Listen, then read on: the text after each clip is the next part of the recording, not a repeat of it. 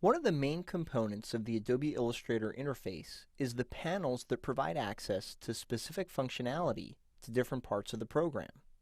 You literally can't use Illustrator without accessing several panels depending on the task that you're performing.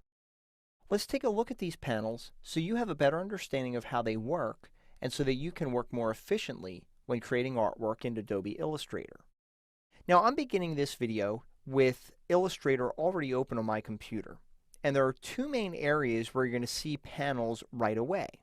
And that is over here on the left-hand side of your screen, where we have what's referred to as the Tools panel, and over here on the right-hand side of your screen, which we refer to as the panel dock.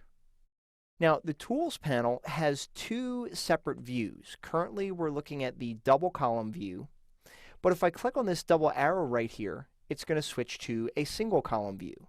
Now I'm going to go ahead and switch back to the double column view because this area at the bottom of the panel I find much easier to see and navigate in the double column view. And it's also important to understand that panels have several different states. So for example, this Tools panel is currently docked to the left-hand side of my screen.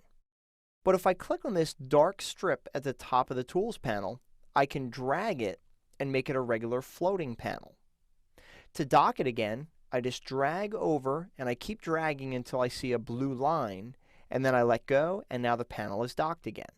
Now in addition, over here on the right hand side of my screen, we have the panel dock.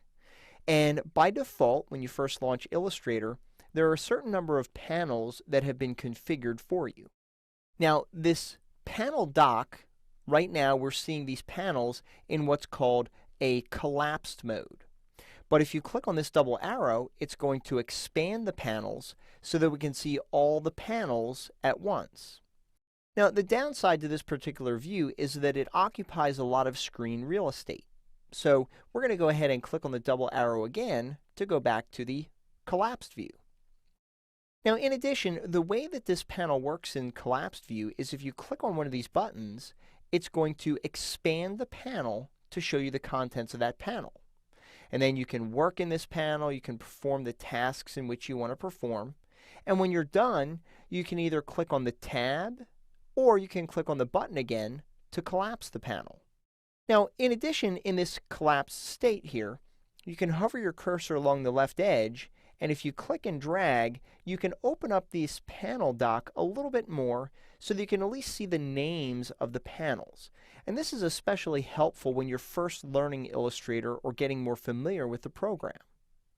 Now, in addition, you can undock a panel. So if I click on one of these panels here, if I click on the tab, I'm going to detach it from the dock and make it a regular floating panel.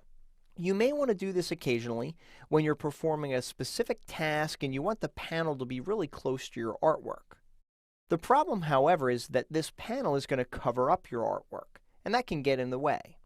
So to dock this again, you can either click on the dark strip up here at the top, or you can click on the tab right here, and we can just drag it up here, and you just release the mouse button in the location where you want to dock that panel.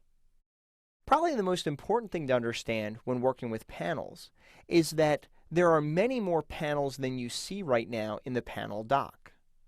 And the important thing to understand is that all of your panels live in the window menu. So for example, if I click on the window menu, it's going to provide an extensive list of every single panel found inside of Illustrator. So for example, if I choose the Links option, it's going to open up the Links panel. And in many cases, panels are grouped together. So in this case, in addition to the Links panel, we get the Actions panel along with it. Now you could break these apart by clicking on the tab and just dragging them out, and then we can go ahead and close that Actions panel.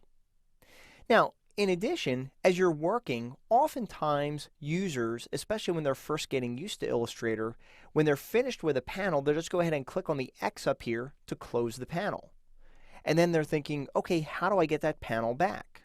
Well, if you go to the window menu and you choose the name of that panel, it's going to go ahead and open the panel back to the exact same spot where it was when you closed it.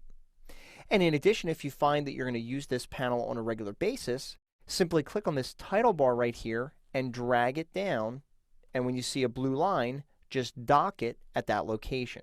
As you can see, panels are not hard to work with once you understand how to manage them and position them to your liking.